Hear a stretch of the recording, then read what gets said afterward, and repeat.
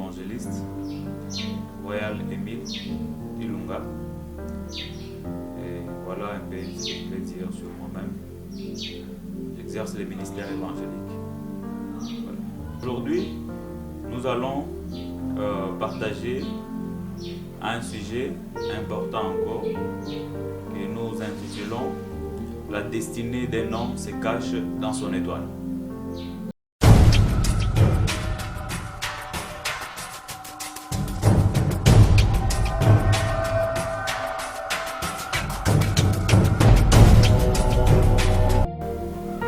La destinée, c'est en d'autres termes la terre de repos de l'homme.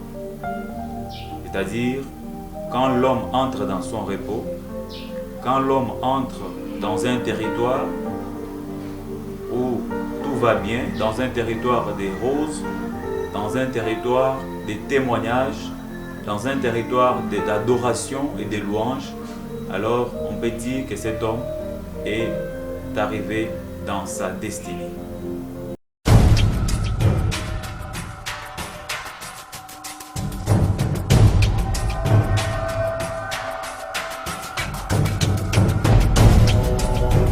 Nous disons la destinée d'un homme se cache dans son étoile. Vous savez, chacun de nous, avant de venir sur cette terre, nous étions des esprits à l'éternité.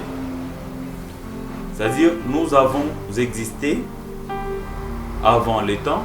La Bible dit même, avant que Dieu pose le fondement de la terre, nous étions déjà avec lui. Alors que nous étions des esprits, où tu étais un esprit à l'éternité, Dieu, chaque fois avant d'envoyer un être sur cette terre, Dieu prend de son temps, il prépare toute la vie de cet homme ou de cette personne sur la terre.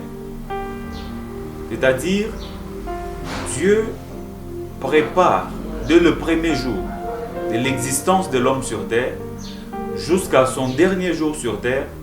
Dieu prépare ce que cet homme doit vivre du jour au lendemain. À partir de son premier jour sur terre, Dieu prend son temps, il le prépare le premier jour où la personne vient sur terre. Le deuxième jour, sa première année, deuxième, 10e année, 20e année, 50e, jusqu'à la fin de sa vie sur terre, Dieu fait une prévision, comme je peux l'appeler une prévision budgétaire. Dieu prévoit tout pour la vie de cette personne, pour la vie de cet homme. Ce que cet homme doit vivre sur terre, dès le premier jour de sa vie sur terre jusqu'au dernier jour de sa vie sur terre. Alors Dieu prend tout ce qu'il prépare, du premier au dernier jour de l'homme sur terre, des succès, des gloires, toutes les gloires qu'il prévoit, qu'il veut que cet homme vive sur terre. Il prend toute la gloire, toutes les bénédictions, il prend le mariage, il prend des richesses, il prend toutes ces choses, il enfouit dans une étoile. Il enfouit dans une étoile qui va servir comme une valise qui porte donc la destinée d'un homme, qui porte donc tout ce que Dieu a préparé pour l'homme sur cette terre dès le premier jusqu'au dernier jour. Voilà pourquoi vous verrez que quand Christ naquit, les mages ont vu l'étoile du Christ et ils ont suivi son étoile pour aller l'adorer puis lui donner des présents. C'est pourquoi, c'est ce qui explique un peu ce que nous sommes en train de dire, que la destinée d'un homme se cache dans son étoile. C'est Dieu prend toutes les gloires, il prend tous les succès, tout ce que l'homme doit devenir, le devenir de l'homme sur terre, il l'enfouit dans une étoile, il cache dans une étoile qui représente donc la valise, qui représente donc la caisse qui contient sa destinée, qui contient son devenir sur terre, qui contient son futur sur terre.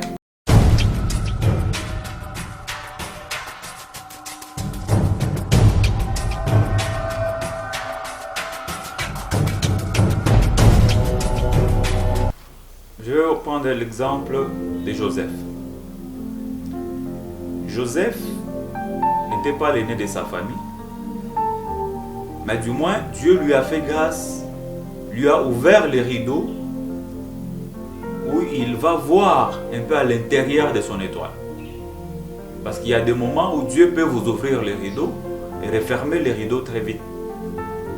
Joseph, Dieu lui a ouvert un peu les rideaux de sa destinée, où il va voir le soleil et la lune.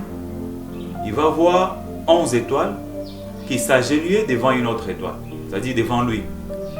Il va voir des gerbes qui s'agenouillaient devant sa gerbe, des gerbes de ses frères qui s'agenouillaient devant sa gerbe. Et Dieu lui avait ouvert les rideaux de sa destinée, où il voit son devenir. Il a vu sa destinée, alors qu'il était encore dans la maison de son père. Alors que Joseph n'avait pas encore quelque chose. Alors que Joseph n'avait pas d'influence, n'était pas influent, mais il a vu son devenir dans un rêve. Dieu lui a ouvert les rideaux de la révélation où il voit ce qu'il devrait devenir dans la vision, dans le rêve. Alors, au finish, malgré cela a suscité la jalousie dans le cœur de ses frères, ils l'ont vendu. Joseph est fini, ou bien avait fini par devenir ce qu'il avait vu dans les rêves, ce qu'il avait vu dans son étoile, ce qu'il avait vu, ce que Dieu avait enfoui dans son étoile, c'est-à-dire les 11 étoiles, la lune et le soleil qui s'agenouillaient devant une étoile, les 11 gerbes qui s'agenouillaient devant sa gerbe. Cela s'est accompli quand il est devenu premier ministre, il est devenu intendant en Égypte. Ses frères sont venus s'agenouiller devant lui. Ses parents, enfin, ils sont venus, c'est-à-dire la vision s'est accomplie. Ce qui était caché dans son étoile s'est matérialisé et il a vécu cela, il a palpé cela. Voilà le seul exemple que je vais vous donner de la Bible.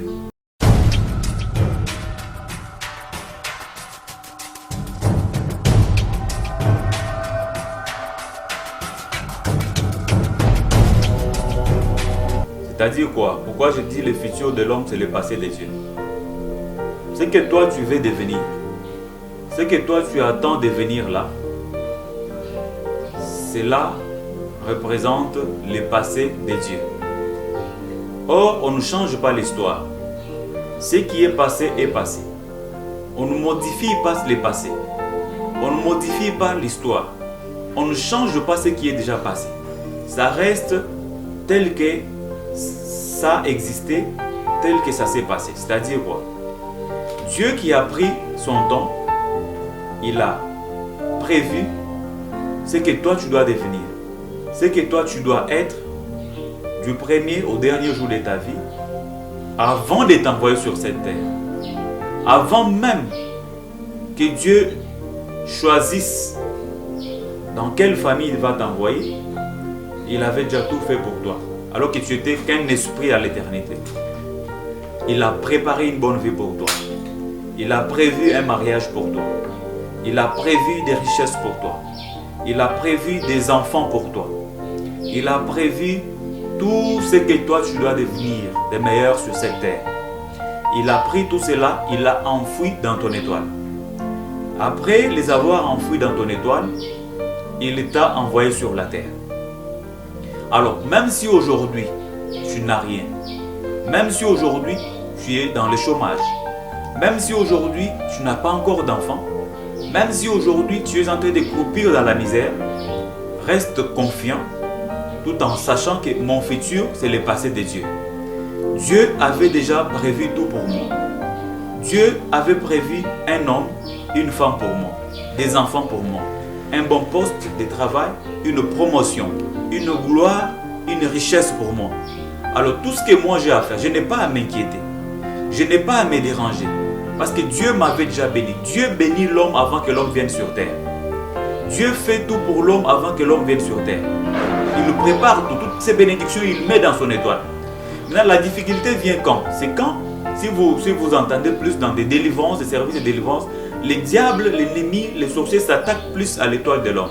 Vous entendrez dire, parce qu'il y a une étoile à Makassi, il s'attaque à la personne. Il les combattent parce qu'il a une forte étoile, une étoile qui brille, une étoile qui attire. Pourquoi l'ennemi combat plus l'étoile? C'est parce qu'il sait que dans l'étoile de l'homme où se cache sa destinée.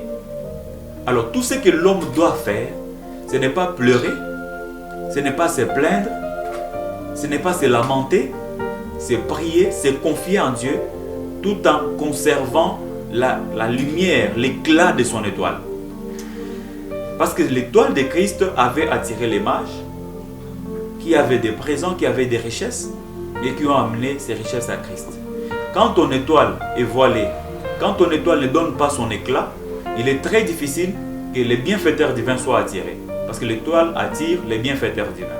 L'étoile attire des bonnes choses vers toi. C'est pourquoi le diable combat plus l'étoile, vient voiler l'étoile, les sorciers, les démons, et t'envoie commettre des péchés, des histoires qui voilent l'étoile, qui font que ton étoile ne donne plus son éclat. Alors tout ce que tu dois faire, c'est quoi? Entretiens l'éclat de ton étoile, tout en étant confiant en Dieu, tout en sachant que Dieu m'avait déjà béni avant que je vienne sur terre. Dieu avait déjà tout fait pour moi avant de m'envoyer sur cette terre. Tu es une femme, Dieu avait déjà préparé un homme qui va te prendre en mariage. Tu es un homme, Dieu avait déjà prévu une femme que tu vas prendre en mariage. Dieu avait déjà prévu une richesse que toi tu dois avoir. Le problème c'est quoi? Ton étoile ne donne pas son éclat. Ton étoile n'attire pas les bienfaiteurs divins. Ton étoile n'attire pas des bonnes choses. Pourquoi? Parce que toi-même, tu attires des choses qui voilent ton étoile, qui combattent, qui étouffent l'éclat de ton étoile. Voilà pourquoi tu te retrouves dans des plaintes, tu pleures jour et nuit, tu te lamentes. Il n'est pas question de se lamenter, il n'est pas question de pleurer, il est question de prier Dieu, de demander la présence de Dieu dans ta vie, et sa présence va donner l'éclat à ton étoile, sans oublier le principe les étoiles, la lune, tirent leur lumière du soleil. Quand tu maintiens la présence de Dieu dans ta vie, tu maintiens la présence de Dieu dans ta maison, et ton étoile va absorber l'éclat de la présence de Dieu, et à son tour, ton étoile va attirer les bienfaiteurs divins, va attirer des bonnes choses vers toi, parce qu'en elle se cache ta destinée, en elle se cache ton devenir, en elle se cache ton futur, et ton futur qui est le passé de Dieu. Dieu avait déjà tout fait, Dieu t'avait déjà béni, Dieu avait déjà enfoui dans ton étoile ton bien-être, ton élévation, ta richesse, il avait déjà tout mis dans ton étoile. Maintenant, c'est à toi de travailler, de prier Dieu, à ce que Dieu a enfoui dans ton étoile puisse se matérialiser, que tu puisses le vivre, le palper du doigt. Vous savez, en conclusion, il y a un homme de Dieu qui a donné un exemple. Il dit, si vous allez dans une autoroute, vous voyez deux remorques. Il y a un qui roule lentement et vous voyez un autre qui vient, qui dépasse en vitesse celui qui roule lentement, qui dépasse, qui part et qui disparaît même. Vous pouvez vous étonner, vous poser des questions, mais pourquoi ce sont deux remorques, le même type de véhicule? Pourquoi l'autre roule lentement et l'autre l'a dépassé et il est parti en grande vitesse? Le problème n'est pas au niveau du type de véhicule. Ça peut être le même type de véhicule, mais le problème est au niveau de la charge que le véhicule contient.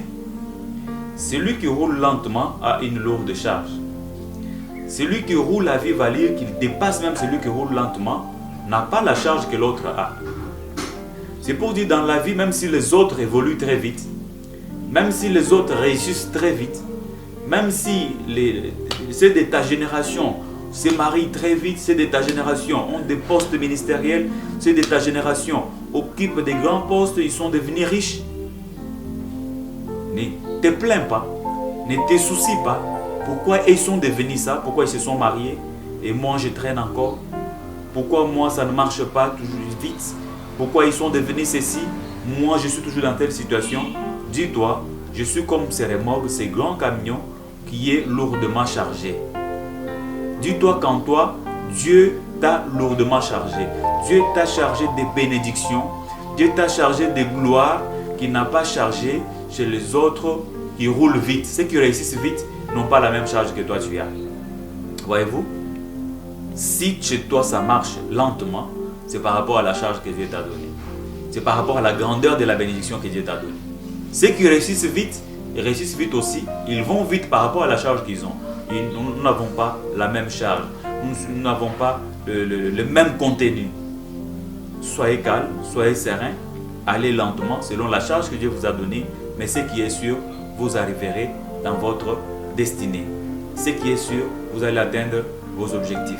Entretenez votre étoile dans la sanctification. Entretenez votre étoile dans la prière en maintenant la présence de Dieu, parce que c'est la présence de Dieu qui va donner l'éclat à votre étoile, qui va faire que votre étoile puisse attirer les bienfaiteurs divins. La sanctification va faire encore que votre étoile soit nettoyée, soit lavée à tout moment. Les péchés forment un voile noir sur l'étoile, l'impureté couvre l'étoile et empêche ton étoile à attirer les bienfaiteurs divins. Et tant que les bienfaiteurs divins ne sont pas attirés, il est très difficile que ce que Dieu a enfoui dans ton étoile puisse se matérialiser, puisse être palpable un jour. Voilà un peu, en conclusion, ce que je peux dire au peuple de Dieu. Que Dieu vous bénisse.